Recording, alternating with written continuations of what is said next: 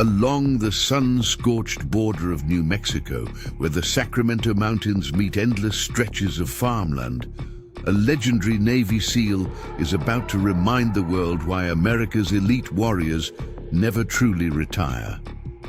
15 years ago, his classified operations in the world's deadliest combat zones earned him a reputation that made hardened terrorists whisper his name in fear. Now, Marcus "Storm" Thompson tends to his sprawling ranch, growing the finest wheat in the Southwest. But when the Sinaloa Cartel marks his land for destruction, they're about to learn why some of the deadliest predators in history choose to live quiet lives until they're forced back into action. The morning sun cast long shadows across Thunder Valley Ranch as Marcus Thompson walked his property line, checking irrigation systems and examining the golden wheat fields that stretched toward the horizon. At 52, he moved with the fluid grace of a much younger man, his weathered face betraying nothing of the lethal skills honed through decades of special operations. His Belgian Malinois, Atlas, padded silently beside him, the former military, working dog's attention constantly scanning their surroundings. Something wasn't right. Marcus had spent too many years reading terrain, analyzing threats, and trusting his instincts to ignore the subtle signs. The tire tracks cutting across his access road were fresh, made by heavy vehicles with aggressive off-road treads. More concerning were the drone signatures he'd detected on his surveillance equipment over the past week. Small commercial models flying systematic search patterns. "What do you think, boy?" Marcus murmured, kneeling to examine a cigarette butt that hadn't been there during yesterday's inspection. Atlas's ears pricked forward, a low growl rumbling in his chest. The brand was Mexican. Expensive. Marcus pocketed the evidence, his mind already calculating possibilities and consequences. A cloud of dust on the horizon announced the approach of a vehicle. Through his polarized sunglasses, Marcus recognized Mia Rodriguez's old Ford pickup. His closest neighbor and friend pulled up, her expression grim beneath her worn cowboy hat. "Storm, we need to talk," she said, using his old SEAL team call sign. Few people knew that part of his history, but Mia wasn't just any neighbor. She was former CIA, specialized in cartel operations before retiring to run her family's ranch. "The Herreras are gone. Packed up overnight, left everything behind. Third family this month." Marcus straightened, brushing dirt from his jeans. "Cartel pressure?" Mia nodded, her hands tight on the steering wheel. "Sinaloa's pushing north, establishing new routes. They're not just buying land anymore. They're forcing people out, those who resist." She trailed off, but Marcus could fill in the blanks. He'd seen the cartel's handiwork before, during joint operations with Mexican special forces. "The Mendez farm went up in flames 2 nights ago," Mia continued. "Official report says faulty wiring, but Jorge Mendez was ex-Mexican military. His security cameras mysteriously failed just before the fire started." "They're sending a message," Marcus said, his tactical mind already analyzing patterns. "Create fear, force sales, establish control. Classic cartel expansion strategy." He paused, studying the distant mountains. "Have they approached you yet?" "Not directly, but there have been suggestions through intermediaries. Very generous. Offers for land that's been in my family for 3 generations. Mia's voice carried equal measures of anger and concern. "Your place is next, Storm. You control the valley's main water rights, and your land borders 3 major access roads. They'll come for you soon." Marcus nodded slowly. He'd expected this, planned for it since the first whispers of cartel activity reached him 6 months ago. Let them come. Mia's eyes narrowed. These aren't ordinary criminals, Marcus. They have military-trained personnel, high-tech surveillance, political protection. The local authorities are either bought or terrified. No one's standing against them. Someone needs to. Marcus's voice was quiet but carried the weight of absolute certainty. This valley, these families, they deserve better than becoming another cartel staging ground. You're thinking of calling them, aren't you? Mia asked, knowing without asking who them referred to. Your old team already did. Marcus allowed himself a slight smile. The deadly depths, Mia. We didn't earn that nickname by backing down from impossible odds. Mia's expression shifted from concern to calculated interest. How many can you get? 5 confirmed. Maybe more. Marcus checked his watch. Jake Hammerhead Martinez and Chris Barracuda Chen are already inbound. Mike Kraken Sullivan and the twins, Tom and Sam Typhoon Wilson, will be here within 48 hours. All of them owe me favors. All of them hate cartels. Jesus, Storm, Mia whistled softly. That's half of SEAL Team 3's most decorated squad. The Sinaloas have no idea what they're walking into. That's the idea. Marcus's phone buzzed. A text from Sheriff Davidson. 3 more farms hit last night. Fires. No proof. But we all... And no. Watch your back. As if on cue, Atlas's ears swiveled toward the main road.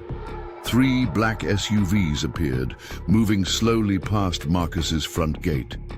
The vehicles were polished to mirror shine, but the dust patterns on their tires matched the tracks he'd found earlier.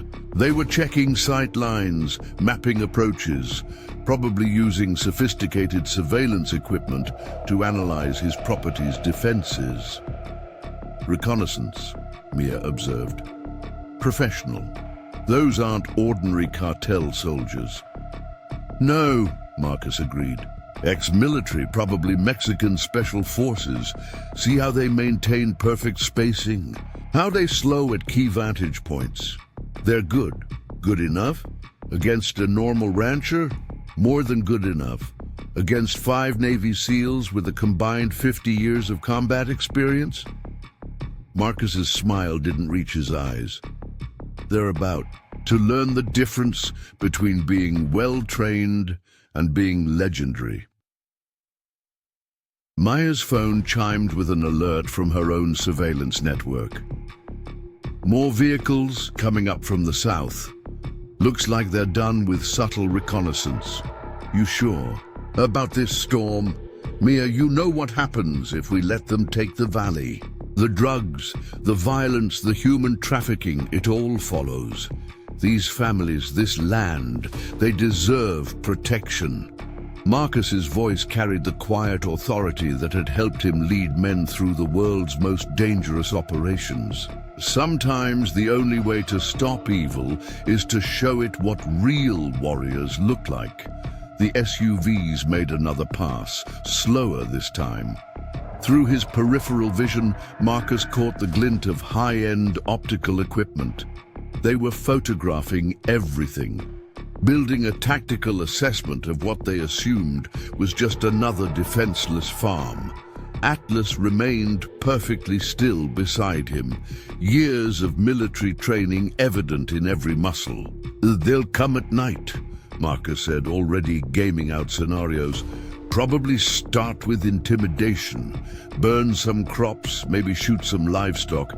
Standard cartel escalation. When that doesn't work, they'll bring in their serious operators. And that's when your team will be ready, Mia finished. Her expression turned thoughtful. You know, between my CIA background and your SEAL team, we could give them one hell of a surprise. That's the plan. Marcus checked another text, this one from Jake Martinez. Wheels down in 2 hours, bringing party favors. The sun was setting. behind the Sacramento mountains, painting the wheat fields in shades of gold and crimson. To anyone passing by, Marcus Thompson looked like any other farmer ending his day, checking his crops one last time before darkness fell. They couldn't see the satellite phone hidden in his work jacket, or the military-grade communications gear concealed in his barn. They didn't know about the surveillance systems hidden throughout his property, or the cache of weapons and equipment stored in a bunker beneath his workshop. Most importantly, they didn't know that the quiet farmer walking his fields had once led the most successful special operations unit in SEAL history, or that he was about to remind the cartel why some old warriors are best left in peace. As the black SUVs disappeared down the dusty road, Marcus gave Atlas a gentle pat. Soon, boy, very soon, he keyed his encrypted radio, using a frequency known only to a select few. Hammerhead, Barracuda, Storm checking in. The weather's about to get very interesting in Thunder Valley. Time to show these cartel boys why they call us the Deadly Depths. The stage was set. The Sinaloa Cartel thought they were targeting another defenseless farmer. Instead, they were about to face a nightmare squad of Navy SEALs who had spent their careers hunting the world's most dangerous enemies. The quiet peace of Thunder Valley was about to be shattered, but when the dust settled, the cartel would learn a crucial lesson. Some fires aren't meant to destroy. They're meant to forge legends anew. The real question wasn't whether Marcus and his team would prevail. The question was how many cartel soldiers would survive their first and last encounter with the Deadly Depths, the most lethal SEAL team ever to emerge from the dark waters of war. Dusk settled over Thunder Valley as Jake Hammerhead Martinez's black pickup rolled into Marcus's property, followed closely by Chris Barracuda Chen in a nondescript SUV. Their vehicles looked civilian, but their movements carried the unmistakable precision of men who had spent decades in special operations. Atlas's ears perked up, recognizing familiar scents even before the trucks reached the barn. "Our place looks good, Storm," Jake said as he stepped out, his muscular frame casting a long shadow in the fading light. At 48, he moved with the same lethal grace that had made him SEAL Team 3's close-quarters combat specialist. "Reminds me of that compound in Kandahar. You remember? The one where you broke protocol and went through the front door instead of the planned entry point." Marcus finished, clasping his old friend's hand. "Nearly gave me a heart attack. Got the job done, didn't we?" Jake grinned, but his eyes were already scanning the property, noting defensive positions and potential vulnerabilities. Besides, sometimes the obvious approach is the last thing they expect. Chris Chen emerged from his vehicle, carrying what looked like ordinary farming equipment, but was anything but. The team's former technical specialist had traded his Navy uniform for a successful tech company, but his skills had only sharpened with time. "Brought some toys," he said quietly. "Latest gen thermal imaging, drone detection, and a few special surprises. These cartel boys want to play with fire? Let's show them what real heat looks like." Inside the barn, Marcus had already set up a command center disguised as ordinary storage. Tactical maps covered one wall, showing detailed terrain analysis of the entire valley. Surveillance feeds displayed multiple camera angles, while sophisticated communications equipment monitored local frequencies. "Impressive setup," Chris noted, examining the hardware. "You've been planning this for a while." "Since the first whispers of cartel movement 6 months ago," Marcus confirmed. Mia's CIA contacts gave us early warning. Been gathering intel, mapping patterns, identifying key players. Speaking of intel, Jake said, pulling up satellite imagery on his tablet. Our old friends in the agency have been tracking Sinaloa's movements. They're not just expanding territory, they're building infrastructure. This valley's strategic, provides access to 3 major distribution routes. Mia Rodriguez arrived as they were reviewing the data, her pickup carrying additional supplies. Cartel's moving faster than expected, she reported, spreading out new photos. 3 more farms hit tonight. Not just intimidation anymore, they're burning crops, systematically destroying irrigation systems. Making examples, Chris observed. Breaking resistance before moving in their own operations. Got movement, Jake called from his position by the window. Through their enhanced optics, they watched 3 SUVs approach slowly, different from the ones earlier. These moved with military precision, maintaining perfect intervals. Same ones. From this morning? Chris asked, already accessing thermal imaging. Different crew, Marcus replied. Better trained. Watch their positioning. They're running a professional reconnaissance pattern. Mia's phone buzzed with an alert from her surveillance. Network. Getting weird readings from their vehicles. Some kind of advanced electronics package. They're scanning, Chris confirmed, checking his equipment. Military-grade systems, probably looking for security measures, communication signals. Let them look, Marcus said calmly. Everything they're finding is exactly what we want them to see. The SUVs completed their pass and disappeared down the road, but everyone knew they'd be back. This was just the prelude, the careful preparation. Before the real attack began, Mike reports wheels down in 4 hours, Jake said, checking his secure phone. Twins are right behind him. Full team will be assembled by midnight. Good, Marcus nodded, because if their pattern holds, they'll make their first move tonight. Probably start with the outer fields, try to burn enough crops to send a message, without committing their main force. Classic psychological warfare, Mia added. Break the target's will before the real assault begins. Chris was already unpacking his equipment, setting up sophisticated counter-surveillance systems. Got something special for their first visit, he said with a slight smile. Remember that system we used in Colombia? Made some improvements? The one that made their thermal imaging show ghost signatures? Jake grinned. That was beautiful. Had them shooting at shadows all night? Better, Chris replied. This version doesn't just create false signatures. It learns their scan patterns, adapts in real time. The more sophisticated their equipment, the more it works against them. Atlas's ears suddenly perked up, his posture shifting subtly. Moments later, Marcus's phone buzzed with an alert from his perimeter sensors. We've got visitors, he said quietly. Northern access road, moving on foot. Professional spacing, using terrain for cover. Through their thermal imaging, they watched. As 6 figures moved through the darkness with military precision.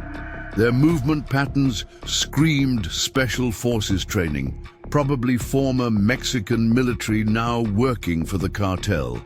Advanced team, Jake observed. Mapping approaches, probably. Planning for tonight's operation. They're good, Chris noted, watching their methodical progress. Using dead ground effectively, maintaining calm discipline. But they're fighting blind, Marcus replied. They think they're dealing with a simple farmer.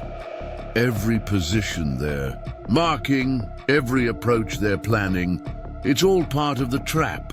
Mia's surveillance network picked up additional movement.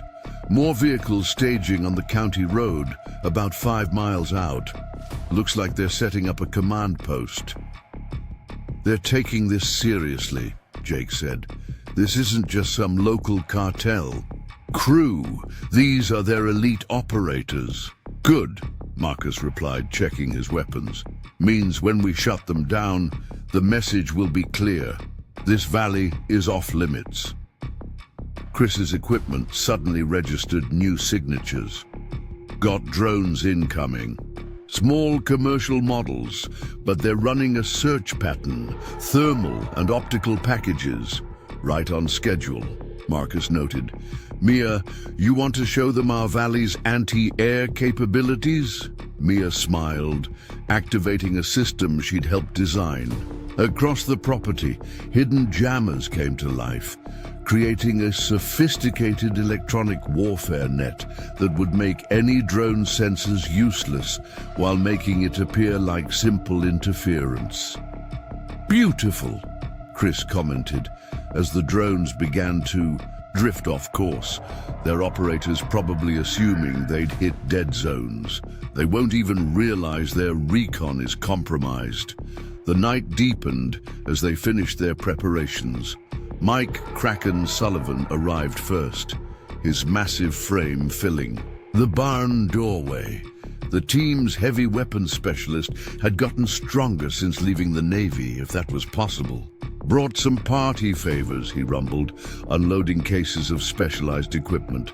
Figure if they want to play with fire, we should have some toys of our own.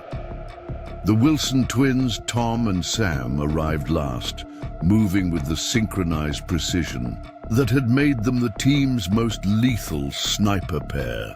They carried custom rifles in everyday guitar cases, their easy smiles masking decades of combat experience. Got eyes on their command post, Tom reported, setting up his equipment. They're staged behind the old Miller place, about 20 vehicles, mix of tactical and civilian. Running a professional operation, Sam added. Generators, communications, array, probable satellite uplink. These aren't street thugs. Marcus gathered his team, the men he'd fought beside through the world's darkest places. In the barn's dim light, they looked like ordinary farmers or ranch hands, but their relaxed postures concealed lethal capability and absolute readiness. They'll come tonight, he said quietly. First wave will be their burn team, probably 8 to 10 men. They'll target the outer fields, try to destroy enough crops to prove they're serious. Second wave will be their combat element, ready to engage if they meet resistance, which is exactly what we want, Jake finished. Let them commit their forces, think they've got an easy target. Chris, your countermeasures are in place. Everything's ready, the technical specialist confirmed. The moment they try to use their fancy equipment, they'll find themselves fighting blind. Mia, your surveillance net is monitoring their movements. She nodded, checking her displays. Every approach is covered. They won't sneeze without us. Knowing about it, Mike, the special packages are prepared. Ready and waiting, the big man rumbled. Just give the word. Tom, Sam, you got your positions? The twins smiled in unison, selected and prepared. They'll never see us coming. Marcus looked at each of his teammates, men he'd trusted with his life countless times. Remember, we're not just defending my farm. We're protecting this entire valley, these families. The cartel needs to learn that some places aren't worth the cost of taking. Atlas's growl interrupted them, followed immediately by alerts from their surveillance system. Through their thermal imaging, they watched as multiple vehicles began, moving into position around the property's perimeter. Here we go, Jake said quietly. Show time. All right, deadly depths, Marcus commanded, his voice carrying the authority that had led them through countless missions. Let's remind these cartel boys why some old warriors are best left in peace. The team moved to their positions with fluid precision, each man knowing exactly what needed to be done.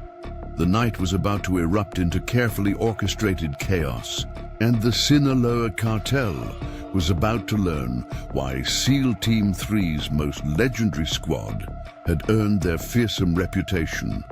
The real battle for Thunder Valley was about to begin, and Marcus Thompson's quiet farm was about to become a masterclass in asymmetric warfare, taught by some of the deadliest warriors ever to wear the SEAL Trident.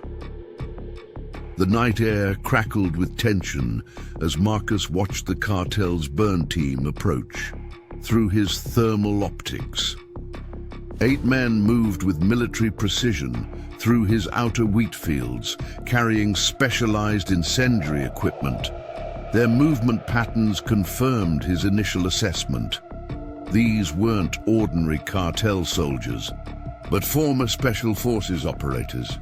"Storm got eyes on their support element," Tom Wilson's voice whispered through their secure comms. 2 teams of 4, positioned at the north and east access points. They're expecting resistance. But not the kind they're going to get. Jake added from his concealed position. "Burn teams approaching the first target zone, right where we want them." Marcus tracked the team's progress through their sophisticated surveillance network. The cartel operators moved with confidence, clearly believing their own thermal and night vision equipment gave them the advantage. They had no idea they were walking into a trap 20 years of special operations experience had prepared. "Barracuda, status on their electronics?" Marcus queried quietly. "All their systems are compromised," Chris replied. "Their thermal imaging is seeing exactly what we want them to see. Night vision's about to get interesting." The burn team reached their first target, beginning to deploy their equipment. Their leader spoke quietly in Spanish, directing his men with professional efficiency. Through their directional microphones, Marcus could hear every word. "Sector 1 secure. Begin the demonstration. Make it big. They need to see the message from town." "Now," Marcus commanded softly. Chris activated his countermeasures system. Suddenly, the cartel team's sophisticated night vision equipment began showing impossible readings. Thermal signatures appeared and disappeared, making it seem like the fields were full of moving figures. "What the hell?" one of the operators hissed. "I've got multiple contacts, all directions." "Impossible," their leader responded. "Perimeter teams, report." But the support teams were experiencing the same chaos. Chris's system wasn't just creating false signatures. It was learning their scan patterns, generating phantom targets that matched their search protocols perfectly. "They're everywhere," someone shouted, discipline cracking. "Coming from all directions." Atlas's bark shattered the night, but not from where the dog actually was. Chris's acoustic system projected the sound from multiple locations simultaneously, creating a disorienting wall of noise that made tactical coordination impossible.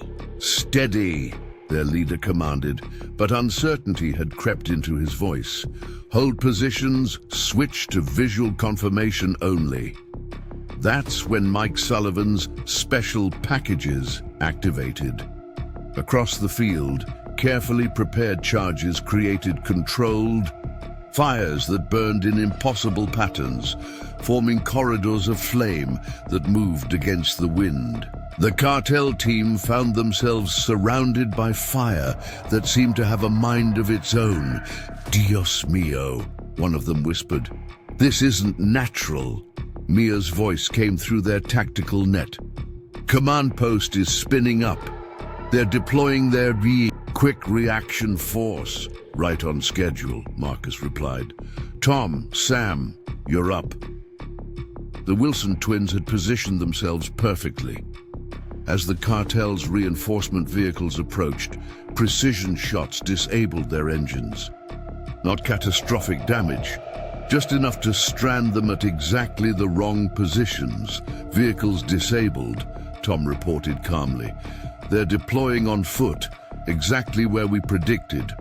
The cartel's quick reaction force moved with professional urgency, but they were fighting blind. Their communications were compromised, their night vision worse than useless, and every attempt to coordinate their movements played directly into the SEALs' hands. "Ghost Team, engage," Marcus commanded. Jake Martinez moved like a shadow through the burning fields, years of close-quarters combat experience making him virtually invisible despite the flames. The cartel operators never saw him coming. One by one, key personnel found themselves disabled by precise strikes that seemed to come from nowhere. "What's happening?" their tactical commander demanded. "Where are they? How many?" But there was no answer. Chris's electronic warfare suite had completely compromised their communications, feeding false traffic that added to the confusion. Every attempt to restore order only created more chaos. "Sir," Mia's voice carried urgent warning. "Their command post is deploying everything, at least 20 more operators, heavy weapons. They're not playing anymore." "Good," Marcus replied. "Mike, show them why they call you Kraken." The big man's deep chuckle came through their comms. "With pleasure." Storm. Suddenly the night erupted with controlled detonations, not explosion. Precise charges that turned portions of Marcus's fields into impassable terrain. The cartel forces found their carefully planned assault routes disappearing, channeling them exactly where the SEALs wanted them.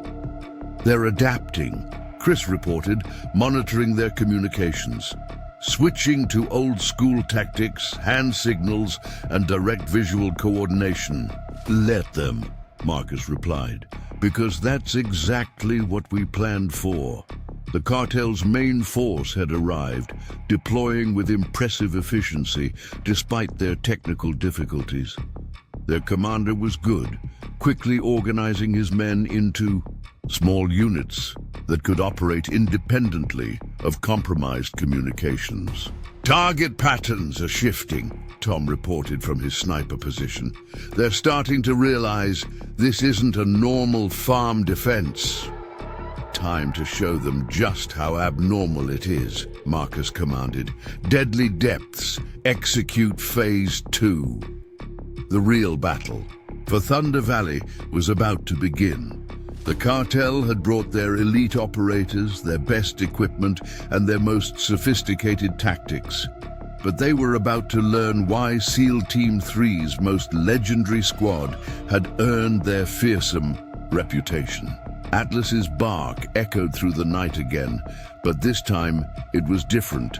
A specific pattern that the team recognized instantly. Across the property, hidden systems activated in precise sequence.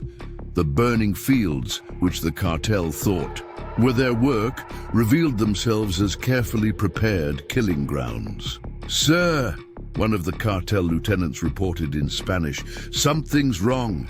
These fires, they're controlled. We're being herded." Their commander was good, immediately recognizing the trap. "Fall back. Regroup at..." His words cut off as the night exploded into carefully orchestrated chaos. The SEALs moved like ghosts through the burning fields, their decades of combat experience turning the farm into a nightmare for their opponents. Every attempt to establish a defensive position was countered before it began. "Western Team is cut off," Mia reported, monitoring the action through her surveillance network. "Eastern Team is trying to flank, but they've hit our secondary containment zone." "They're good," Jake commented, materializing beside Marcus like a shadow, "adapting fast, trying to counter our advantages." "Not good enough," Marcus replied, watching through his thermal imaging as the cartel forces struggled to maintain cohesion. "Because they're still thinking like soldiers." "Chris, show them why that's a mistake." The technical specialist activated another layer of their defense system. Suddenly, the cartel's remaining night vision equipment began showing impossible readings. What looked like solid ground became uncertain, forcing them to slow their movement and question every step. "Command post is going silent," Mia reported. "They're realizing their communications are completely compromised. That's because they're fighting the last war," Marcus replied. "They brought military tactics to a SEAL fight. Time to show them the difference."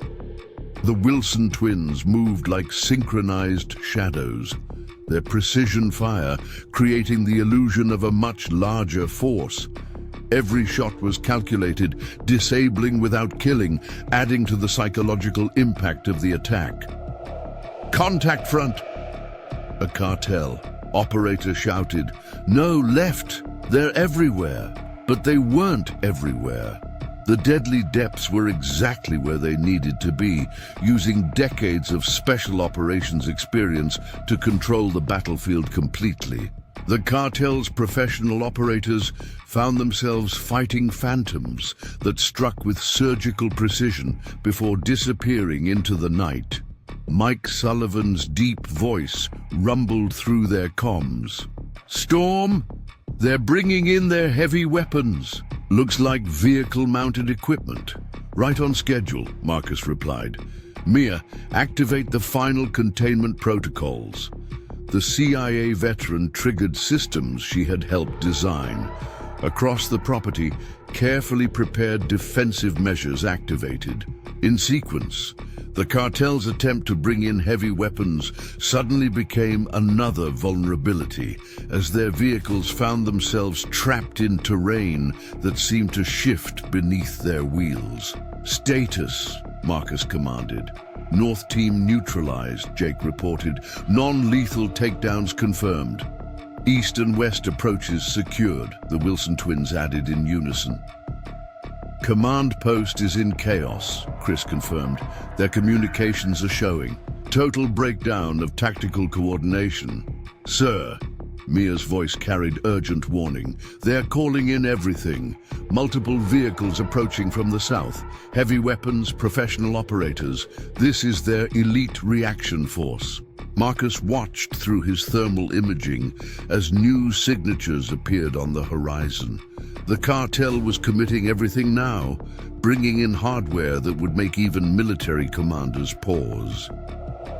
"Good," he replied calmly, "because that's exactly what we wanted. Time to show them why they call us the Deadly Depths." The night was far from over, and Thunder Valley was about to witness a masterclass in asymmetric warfare.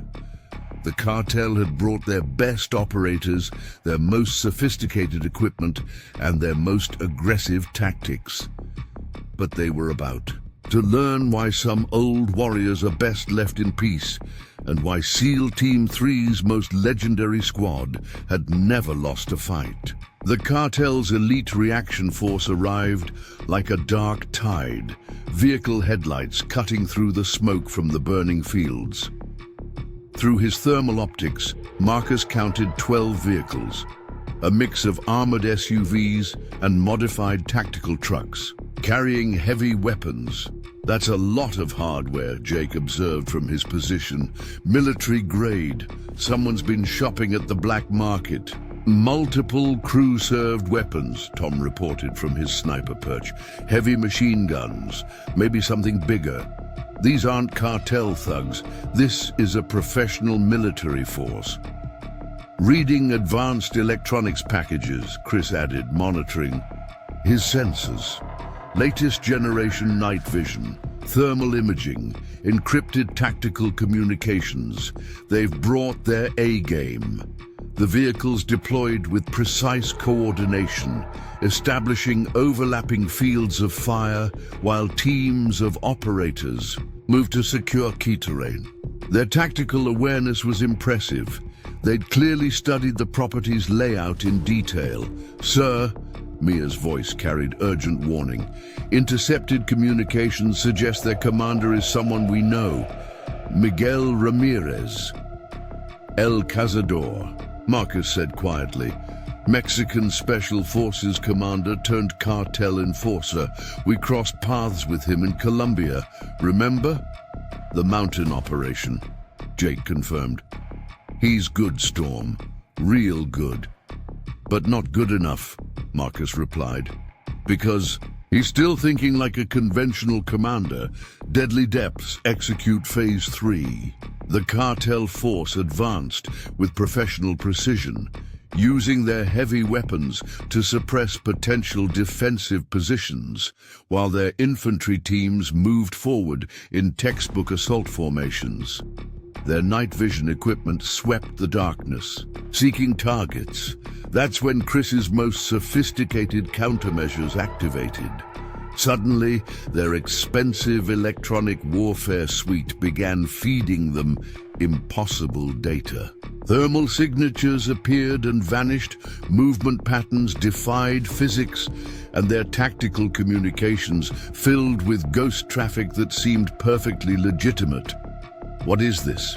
one of their technical operators demanded in Spanish. "The signatures, they're learning, adapting to our scan patterns." "Silence!" Ramirez's voice cut through their compromised communications. "Maintain discipline. Whatever they're using, it's just technology. Switch to visual confirmation only." But Marcus had anticipated this. As the cartel forces switched off their electronic aids, Mike Sullivan's special preparations revealed themselves. The burning fields, which had seemed random, suddenly formed precise patterns. Every fire line, every smoke column had been carefully calculated to create zones of visibility that worked against human eyesight. "They're reacting," Mia reported. "Switching to small unit tactics, trying to maintain cohesion without electronics." "Let them," Marcus commanded. "Atlas, execute pattern Delta." The Belgian Malinois' bark echoed from multiple directions simultaneously, thanks to Chris's acoustic system. But this time, it was different. A specific pattern that triggered the next phase of their defense. The cartel's heavy weapons teams found their carefully selected firing positions becoming untenable as hidden systems activated across the property. Precision charges created new fire patterns, while pre-positioned smoke generators filled key areas with thick cover. "Impressive," Ramirez's voice carried grudging respect. "You've turned the entire farm into a weapon.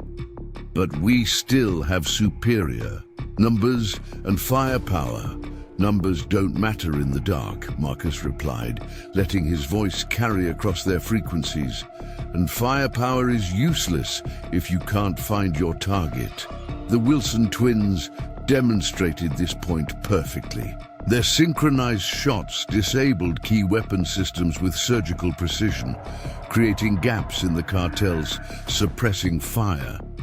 Each shot seemed to come from a different direction, making it impossible to locate the snipers. "Western sector is compromised," one of Ramirez's lieutenants reported. "We've lost 3 heavy weapons, teams reporting multiple casualties." "Non-lethal impacts," another added. "They're not trying to kill us, they're playing with us." Jake Martinez moved through the chaos like a ghost, his close-quarters combat expertise turning the smoke-filled environment into his personal hunting. Ground. Cartel operators found themselves disabled by precise strikes that seemed to come from nowhere.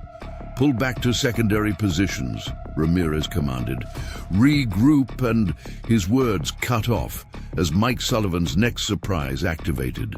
The ground beneath their vehicles suddenly became unstable, carefully prepared areas turning to mud that trapped their heavy equipment. "They're countering every move," Mia observed, monitoring the action through her surveillance network. "Ramirez is good, but he's fighting the last war. He doesn't understand what he's really up against." "Because he's never fought the deadly depths before," Marcus replied. "Time to show him why that name means something. Chris, execute final protocol." The technical specialist's fingers flew across his controls, activating the farm's most sophisticated defense systems. Suddenly, the cartel's remaining electronics didn't just fail, they turned against their users. Night vision systems showed daylight, thermal imaging displayed cold spots as hot, and tactical communications carried false orders that sounded perfectly legitimate. Impossible. Ramirez's voice carried real fear now. These aren't farmers. Tricks. This is advanced electronic warfare. No, Marcus replied, letting him hear the calm certainty in his voice. This is what happens when you threaten a Navy SEAL's home, when you force warriors who've spent decades perfecting their craft to remind the world why they were feared. The cartel forces' professional discipline began to crack as they found themselves fighting an enemy they couldn't see, couldn't track, and couldn't effectively engage.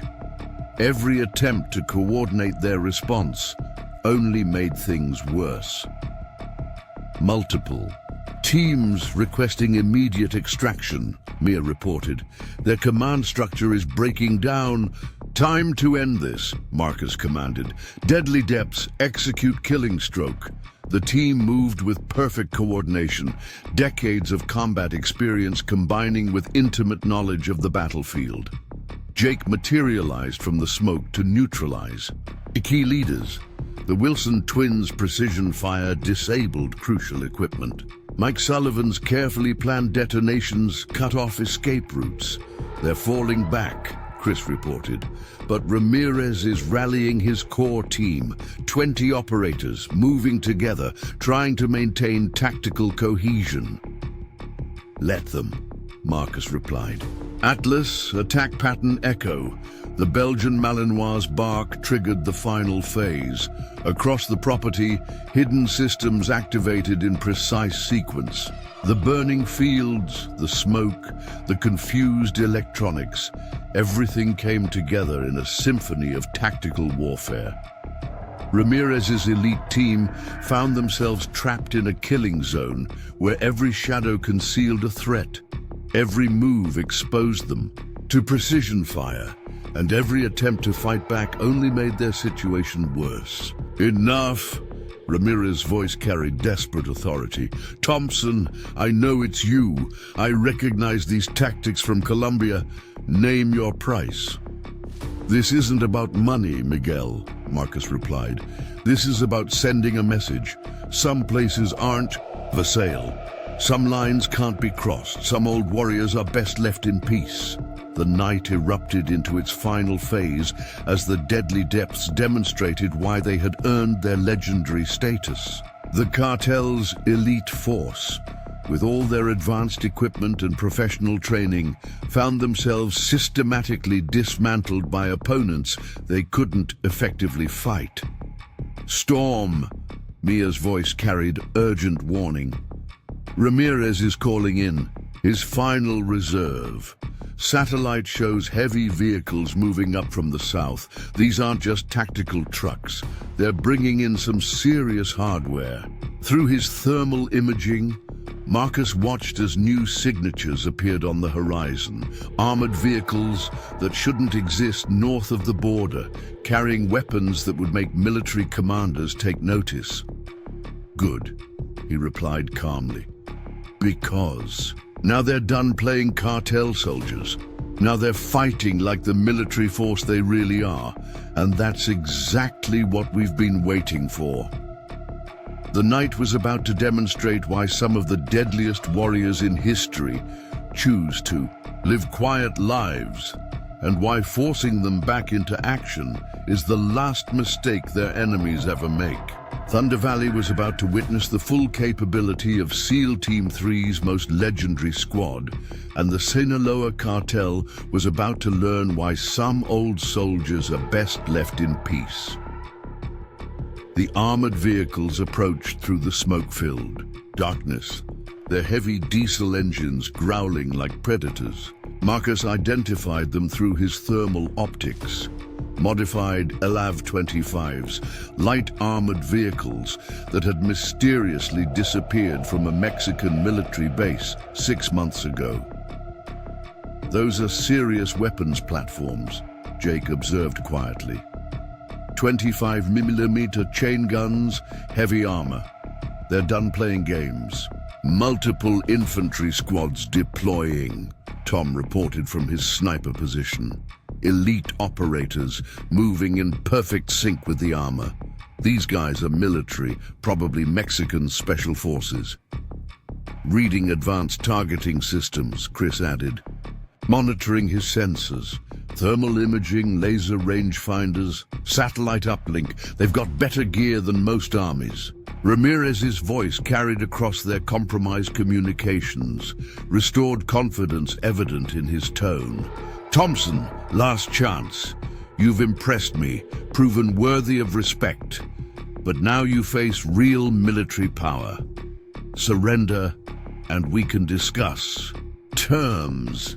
Interesting choice of words, Miguel, Marcus replied. Real military power, almost like you're admitting you're not just cartel anymore, that this is something bigger. Mia's voice cut through their tactical net. He's right, Storm. Intercepted communications suggest this isn't just about territory. They're establishing forward operating bases, creating infrastructure. This valley isn't just a drug route, it's meant to be a staging ground. Which means those vehicles aren't just for show, Marcus concluded. They're preparing for something bigger. Chris, you getting all this? Every bite, the technical specialist confirmed. Transmitting to our friends in intelligence. They'll be very interested in cartel forces operating military hardware on US soil. The LAVs deployed in textbook formation, their heavy guns covering lightly defensive positions while their infantry support moved to secure the flanks. Their coordination was impressive. Clearly, they trained together extensively. Sir, Maya reported urgently, thermal imaging shows they're deploying some kind of specialized equipment. Looking at the heat signatures, possible electronic warfare suite. Countermeasures, Chris confirmed. Latest generation. They're trying to blank our surveillance, overwhelm our systems. Let them try, Marcus commanded. Mike, show them why electronics aren't everything. The big man's deep laugh rumbled through their comms. Suddenly, the ground beneath the LAV's wheels changed. What had seemed like solid earth became treacherous. Terrain, specially prepared areas activated by hidden mechanisms. The armored vehicles, which had been their greatest advantage, suddenly became vulnerable.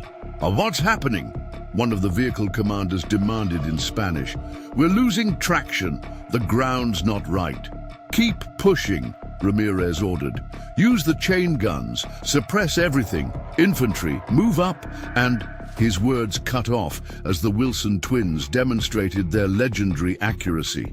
Precise shots disabled the vehicle's optical systems and external cameras, forcing them to rely on minimal visibility ports. They're adapting, Jake reported.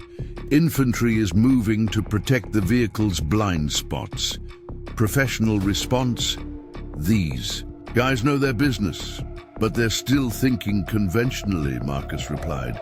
Still believing superior firepower wins battles. Atlas, execute pattern foxtrot. The Belgian Malinois' bark triggered another sequence of their defense system. Across the property, hidden charges detonated in precise patterns.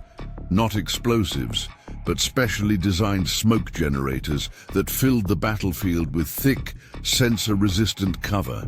Thermal imaging ineffective, one of the LAV commanders reported. Smoke's got some kind of particulate matter. It's blocking everything. Switch to direct visual, Ramirez commanded.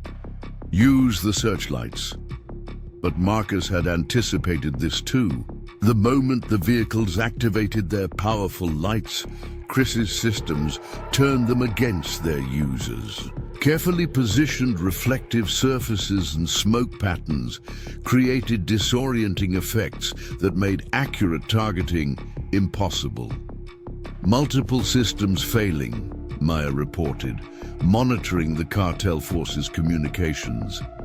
Their electronic warfare suite isn't just ineffective, it's making things worse. Because they brought technology to a SEAL fight, Marcus replied. Time to show them why that's a mistake. Deadly depths. Execute, phase, echo. The team moved like shadows through the chaos they'd created. Jake materialized from the smoke to disable. Key infantry support. The Wilson twins' precision fire created gaps in their defensive formation. Mike Sullivan's hidden systems turned their own movement against them. "We're being herded," one of Ramirez's officers shouted. "Every move we make." "They've predicted it, prepared for it." "Because you're fighting like soldiers," Marcus broadcast on their frequency. "Following doctrine, using standard tactics. But we're not soldiers anymore, Miguel. We're something else entirely." The Alavs tried to maintain their tactical advantage, their heavy guns firing at suspected positions, but every burst of their weapons revealed more about their location than their targets, and the deadly depths used this against them perfectly. "Western vehicle is trapped," Chris reported. "Eastern one's trying to provide cover, but they're exposing their flank." "Now," Marcus commanded.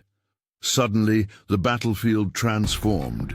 Hidden systems activated in precise sequence, turning the farm's carefully prepared defenses into an integrated weapon.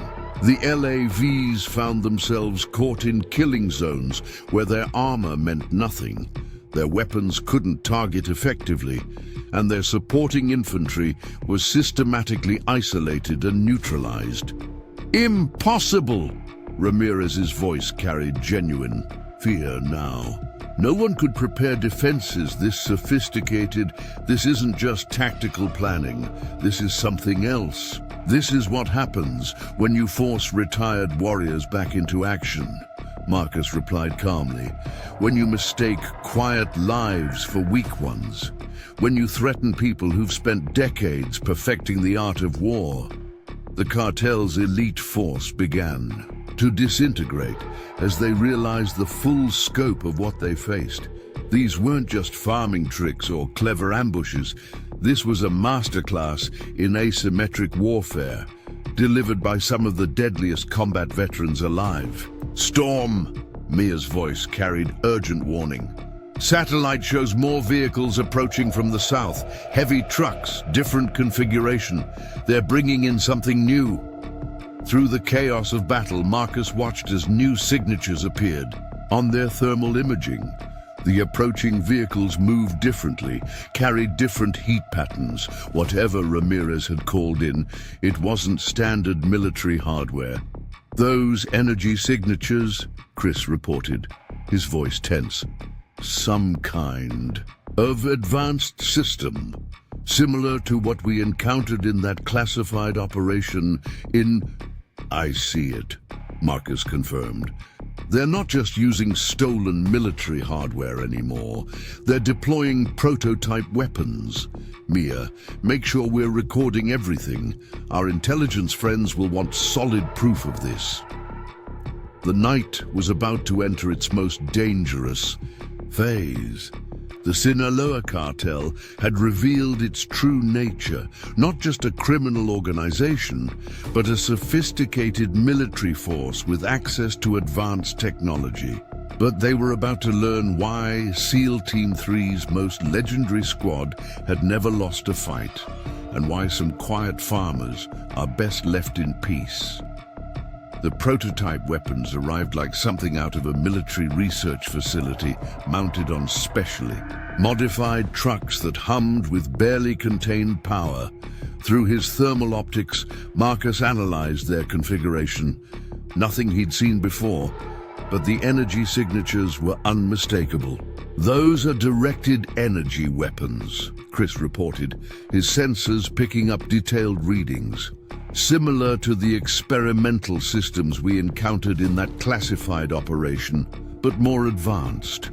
They're not just using stolen military hardware anymore.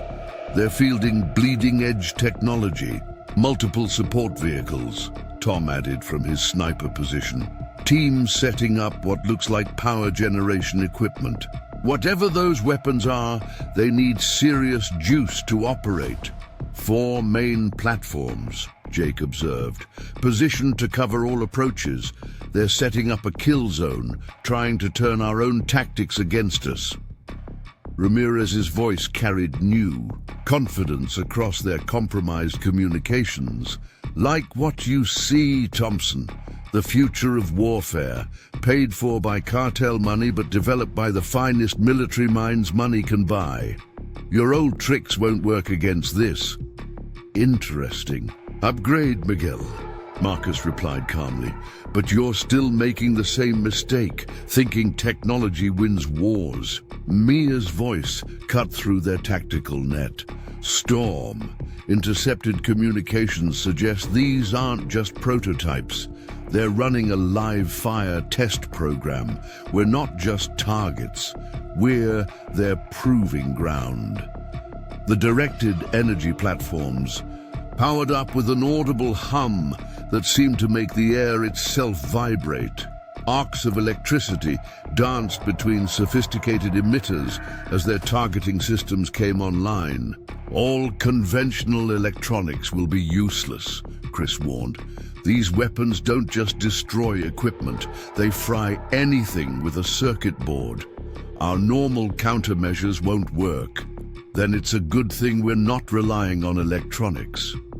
Marcus replied, Mike, time to show them why we called you Kraken. The big man's deep laugh rumbled through their analog communication system, old school equipment specifically chosen for this scenario. Across the property, hidden systems activated, but these weren't electronic. They were mechanical, hydraulic, driven by water pressure and gravity. Sir, one of the weapon operators reported, getting strange readings. The targeting systems. They're showing multiple phantom signatures. Impossible, Ramirez snapped. These are next-generation sensors. Nothing can fool them. But Marcus had spent years studying directed energy weapons, preparing for exactly this scenario. The farm's irrigation system, modified far beyond its original purpose, created precise patterns of moisture in the air. When combined with carefully positioned reflective surfaces, it turned their sophisticated targeting systems against them.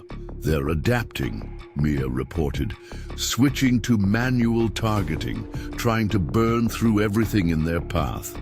The directed energy weapons fired, their invisible beams superheating the air itself, but every shot was absorbed, redirected, or dispersed by preparations laid down years in advance. Energy dispersal at 80%, Chris confirmed.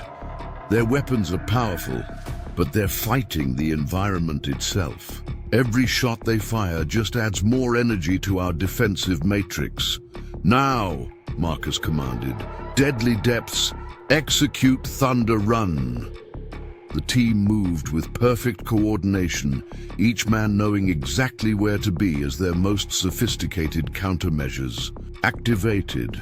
The Wilson twins' precision fire disabled power distribution nodes, while Jake Martinez struck from the shadows to neutralize key operators. They're trying to maintain their perimeter, Mia observed, but their support teams are losing cohesion. These weapons weren't designed for close combat. Atlas's bark triggered another sequence of their defense system. Across the property, hidden mechanisms activated in precise patterns. The cartel's advanced weapons, which had seemed unstoppable, found their effectiveness diminishing with each shot. Energy levels critical, one of the weapon technicians reported. The atmospheric conditions, something's wrong. Our shots aren't penetrating. Because you brought laboratory weapons to a real battlefield, Marcus broadcast on their frequency. Technology isn't perfect, Miguel. Sometimes the old ways are the best ways. The directed energy platforms began to overheat as they tried to compensate, their sophisticated systems unable to handle the unexpected resistance. Every attempt to restore their advantage only made things worse. Multiple system failures, Chris reported with satisfaction. Their power grid is destabilizing. Those prototype weapons are burning themselves out. Time to end this, Marcus commanded. Mike, show them what real power looks like. The former SEALs' carefully prepared positions activated in sequence. Suddenly, the cartel's advanced weapons found themselves targeted by simple but devastating countermeasures. Precision charges disrupted their power systems, while hidden mechanisms damaged their targeting arrays. Fall back, Ramirez ordered, his voice losing its confidence. Get the prototypes out of here. We can't lose. His words cut off as the night erupted into its final phase. The deadly depths moved like ghosts through the chaos, their decades of combat experience turning sophisticated technology into expensive junk. Western platform disabled, Jake reported. Eastern platform neutralized, the Wilson twins added in unison. Their power grid is collapsing, Chris confirmed. Those weapons are done. Sir, Mia's voice carried urgent warning. Ramirez is calling in everything. Multiple vehicles approaching from all directions. They're mounting a final push. Through his thermal optics, Marcus watched as new signatures appeared on the horizon. The cartel was committing everything now, bringing in every resource they had left. Good, he replied calmly, because now they're desperate, and desperate men make mistakes. Chris, activate the Thunderclap protocol. The technical specialists' fingers flew across his specialized equipment, triggering their most sophisticated defense system. Across the property, hidden preparations revealed their true purpose. The farm itself seemed to come alive as years of planning reached their culmination. What is this? Ramirez demanded as his forces found themselves fighting an environment that seemed to actively resist them. What have you done? I learned something in 20 years of special operations, Marcus replied. The best weapon isn't the most advanced technology. It's the ability to turn everything around you into an advantage.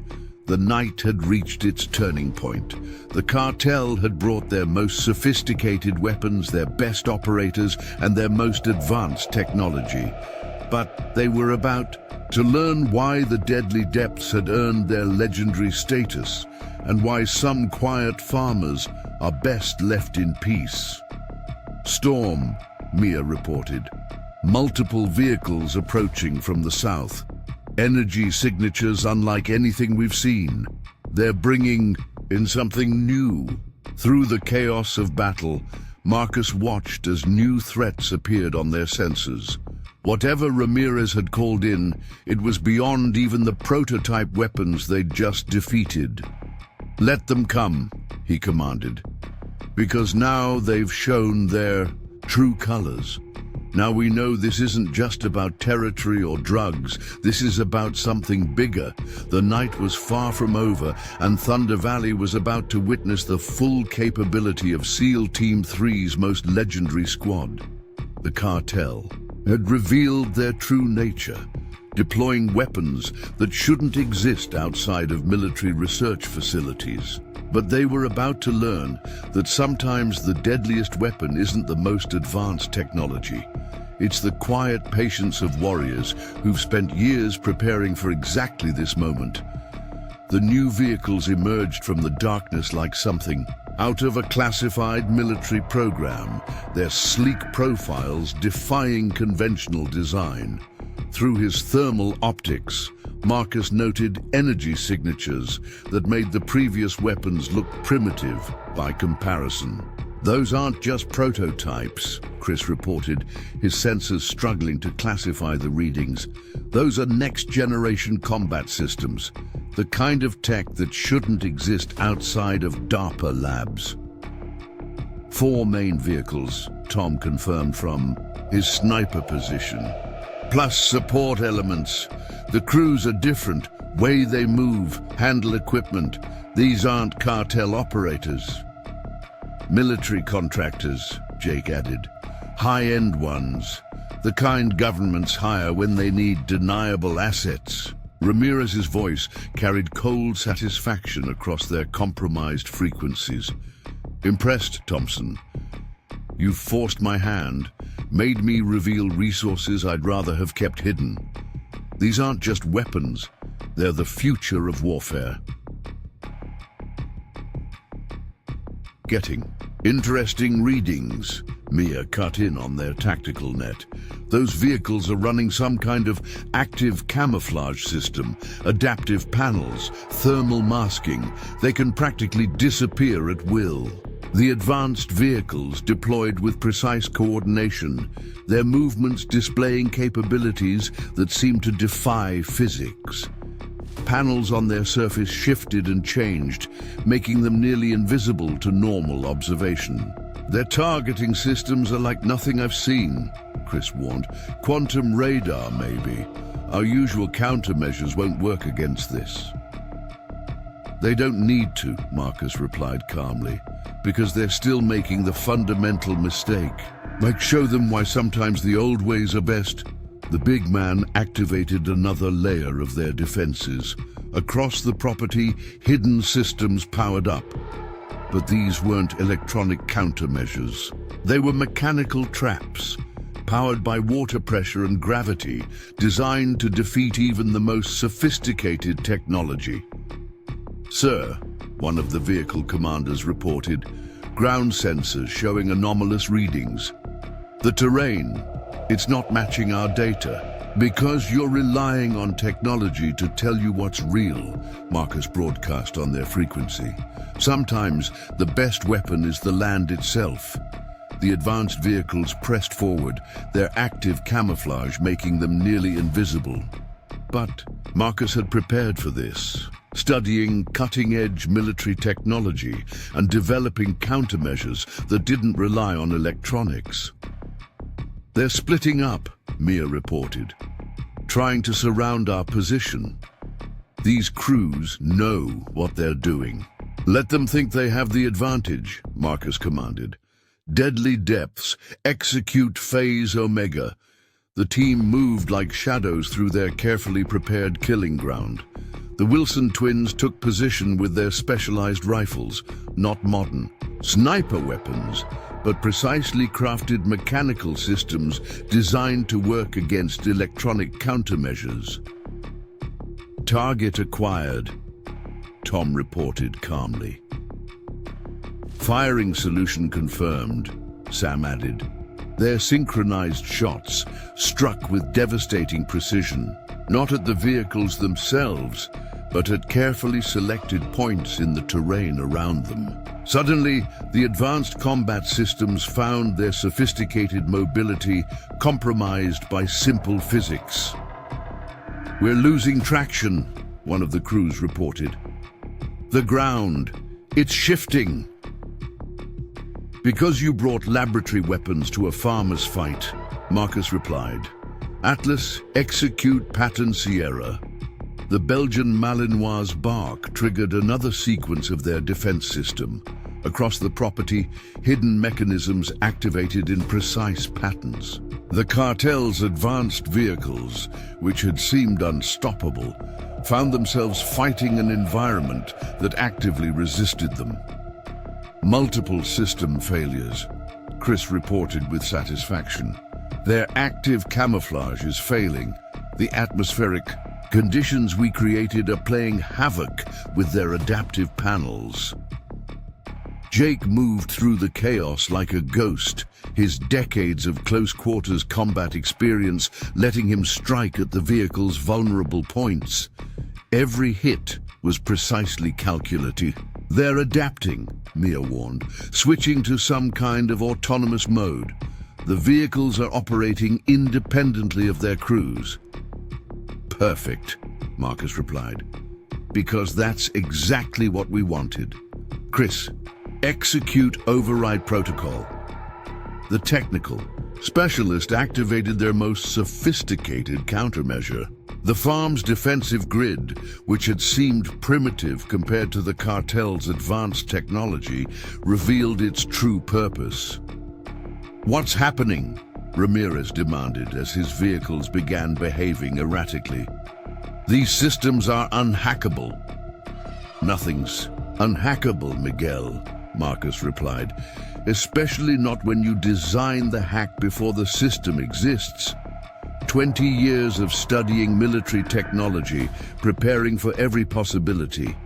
The advanced vehicles, their autonomous systems compromised, began to fight themselves. Every attempt to regain control only made things worse as their sophisticated computers tried to compensate for conditions they weren't designed to handle. "Western vehicle is disabled," Jake reported. "Eastern zone secured," the Wilson twins added. Simultaneously, their command and control network is collapsing, Chris confirmed. "These weapons are too advanced for their own good." "Sir," Mia's voice carried urgent warning, "Ramirez is calling in his final reserve. Multiple signatures approaching from the south. These are different." Through his thermal optics, Marcus watched as new threats emerged from the darkness. The energy signatures were unlike anything they'd seen before, defying conventional analysis. "Those aren't just advanced weapons," Chris reported, his voice tense. "There's something else entirely, some kind of hybrid technology, military hardware merged with I don't even know what." The new threats approached with unnatural precision, their movement patterns suggesting something beyond normal human control. The air itself seemed to distort around them as advanced systems warped the local environment. "Let me guess," Marcus broadcast, "the real reason you want this valley, not just for drug routes or forward operating bases. This is a testing ground for something bigger." Ramirez's laugh carried cold acknowledgement. "Very good, Thompson. The cartels aren't just criminal organizations anymore. We're evolving, becoming something new. These weapons are just the beginning. And that's your final mistake," Marcus replied. "Because now this isn't just about defending my farm. Now it's about stopping whatever you're trying to create here." The night had reached its most critical phase. The cartel had revealed their true nature, deploying weapons that shouldn't exist outside of secret military labs. But they were about to learn that sometimes the most advanced technology is no match for warriors who've spent years preparing for every possibility. "Storm," Mia reported.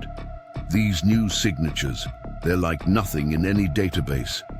Whatever Ramirez is bringing in, it's beyond classified." "Good," Marcus commanded, "because now we know what we're really fighting.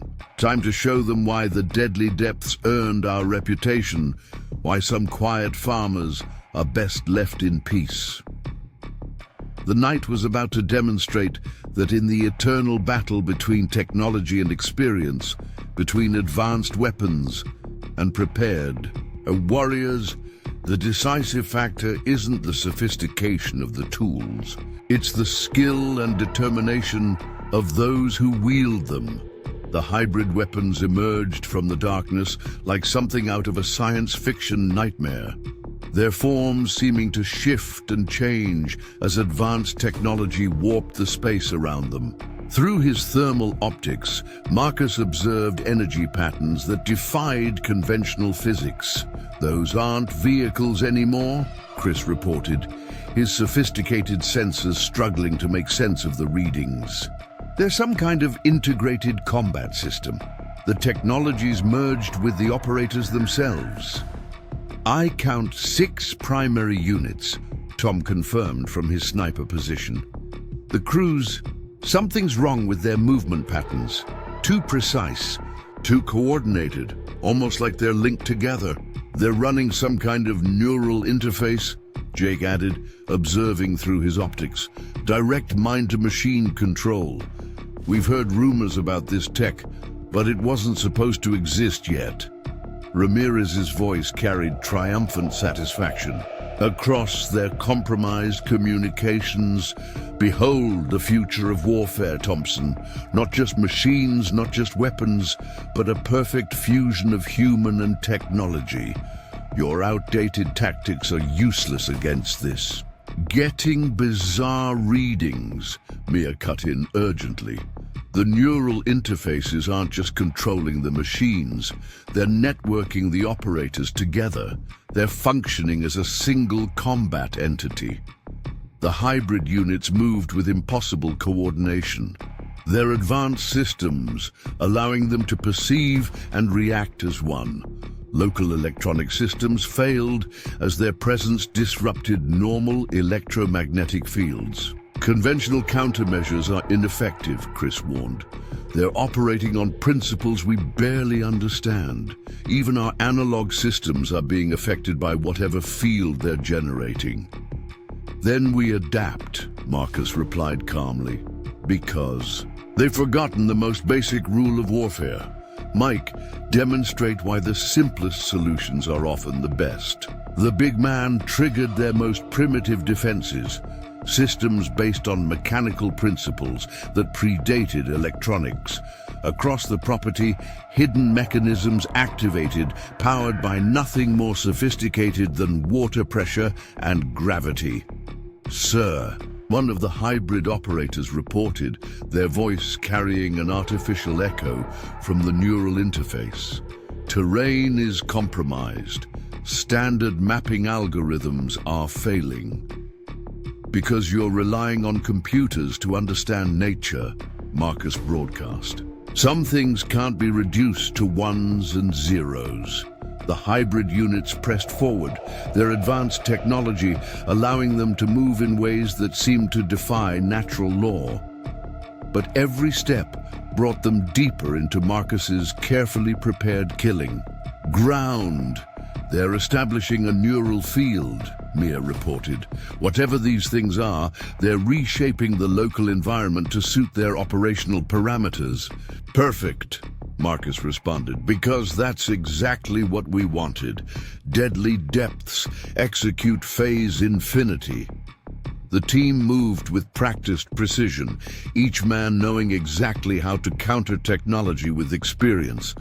The Wilson twins took up positions with specialized weapons, simple mechanical systems designed to operate in electromagnetically disrupted environments.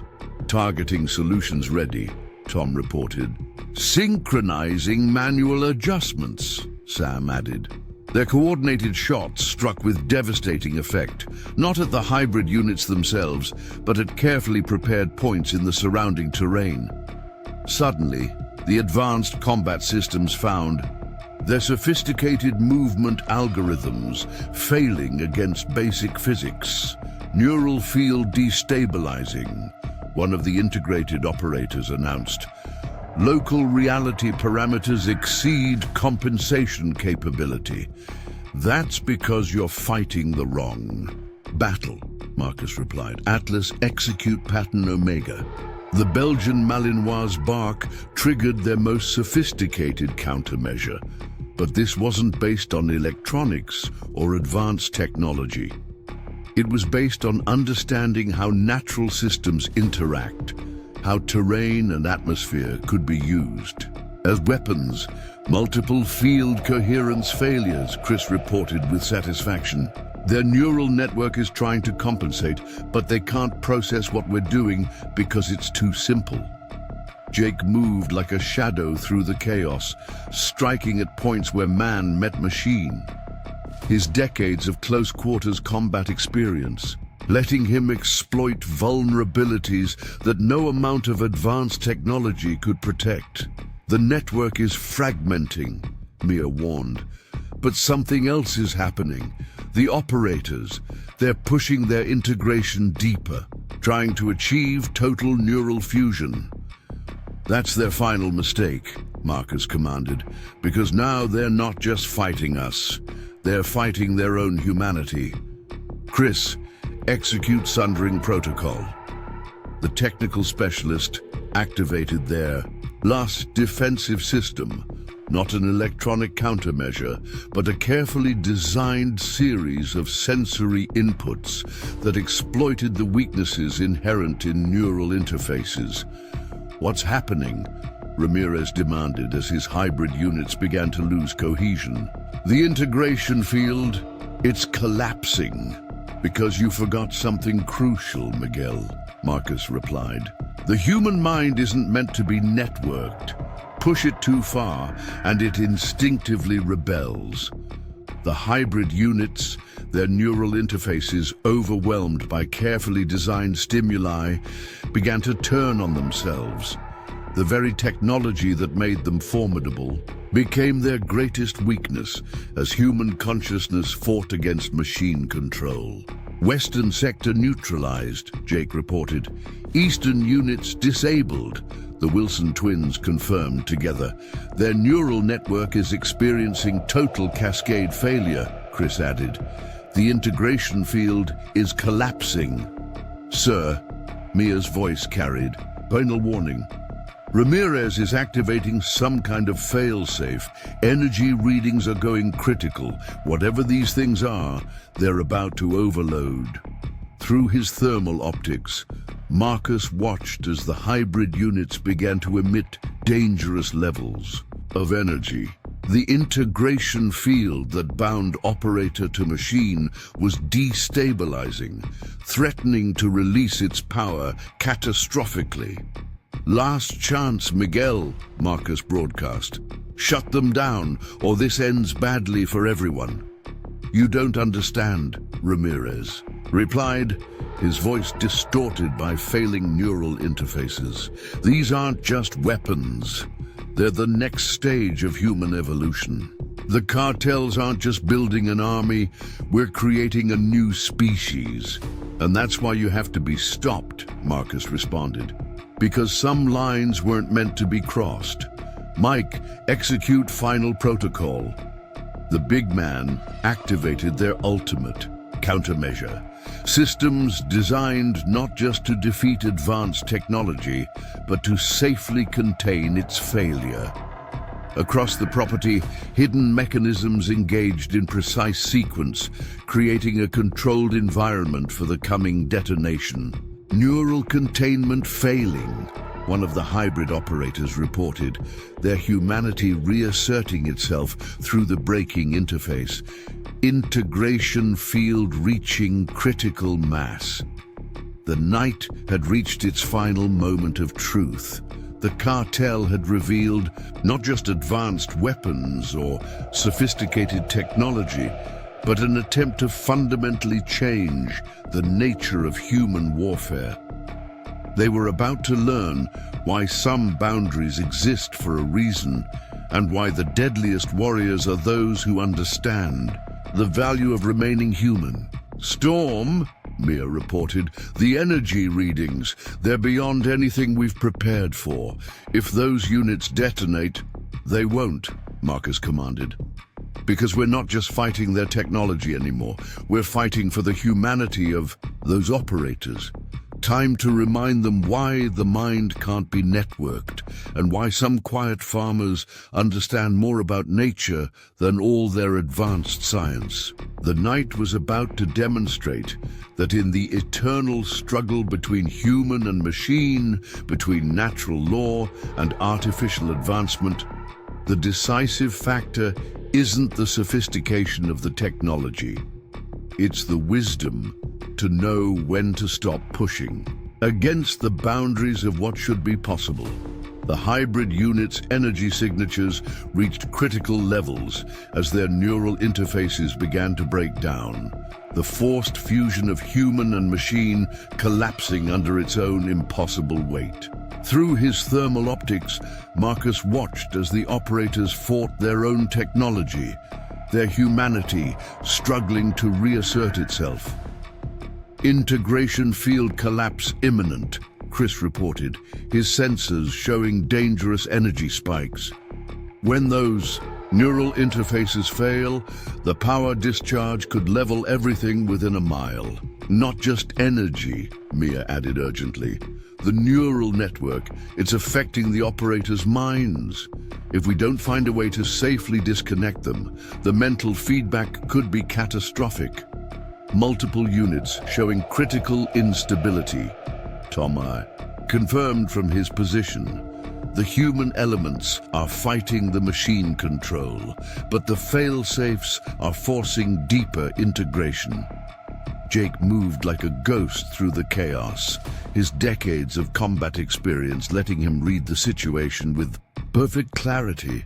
These aren't soldiers anymore, Storm. They're prisoners of their own technology. Ramirez's voice carried desperate determination across their frequencies.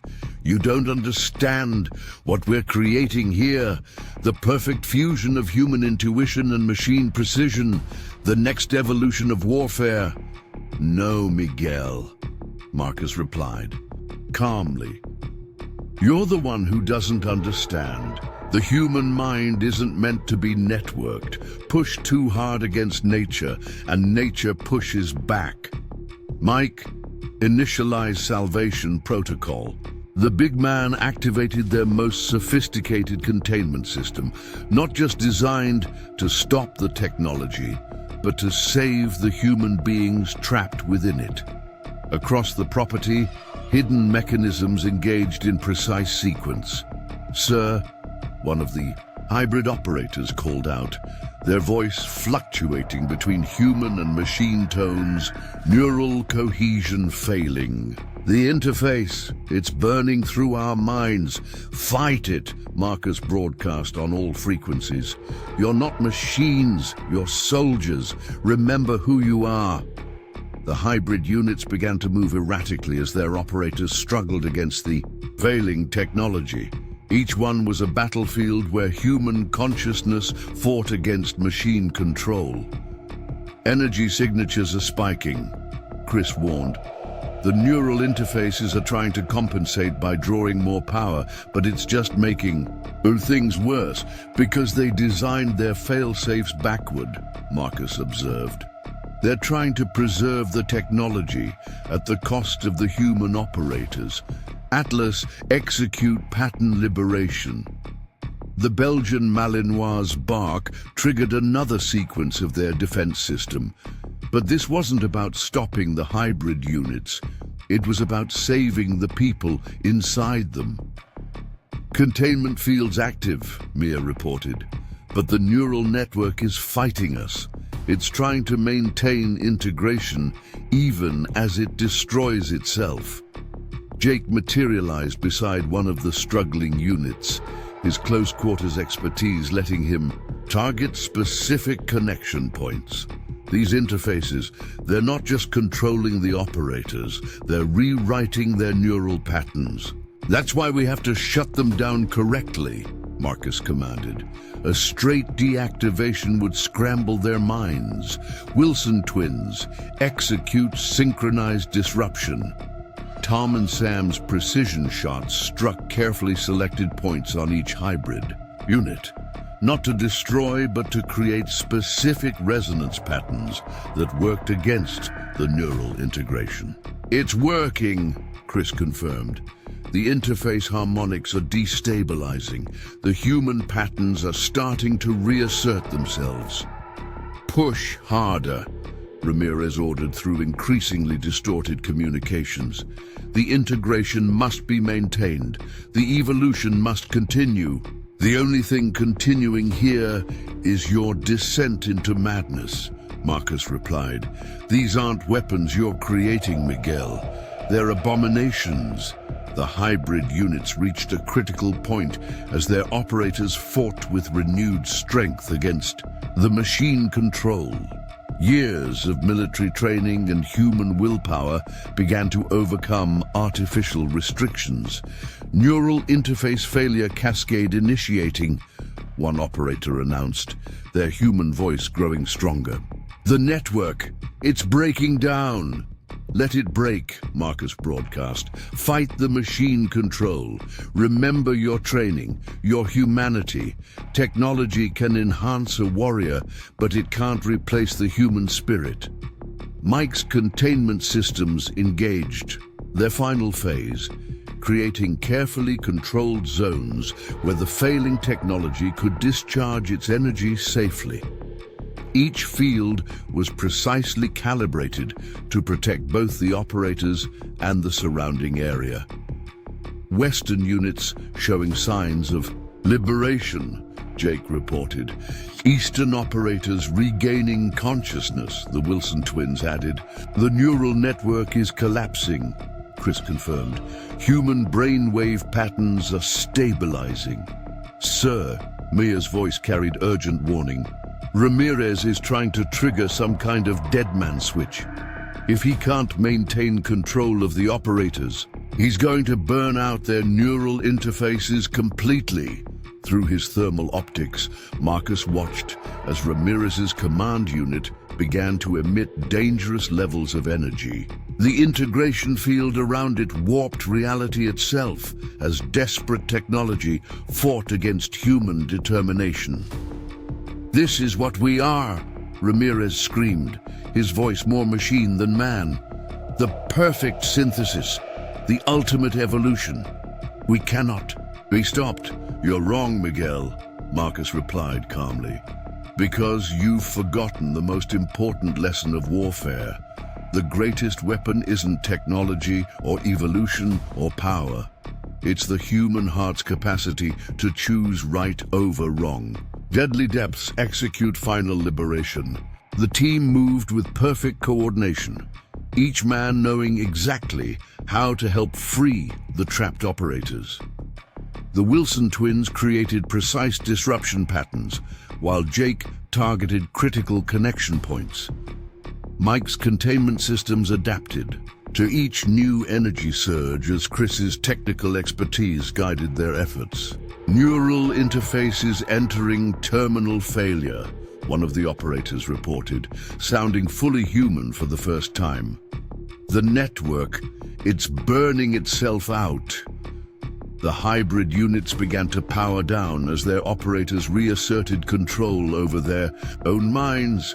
Each soldier fought through the pain of disconnection, helped by the SEALs' carefully designed liberation protocols.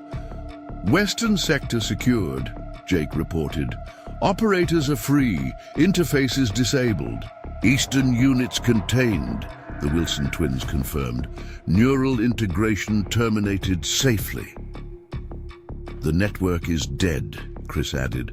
"Human consciousness has completely separated from machine control." But Ramirez's command unit still pulsed with dangerous energy as its commander refused to accept defeat. The integration field around him reached impossible levels as human and machine fought for final control. "You can't stop progress," he screamed across all frequencies. "The future belongs to those willing to transcend humanity." "No, Miguel," Marcus replied with quiet certainty.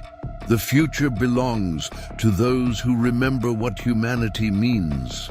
And right now, you're proving why some lines should never be crossed." The night had reached its ultimate moment of truth.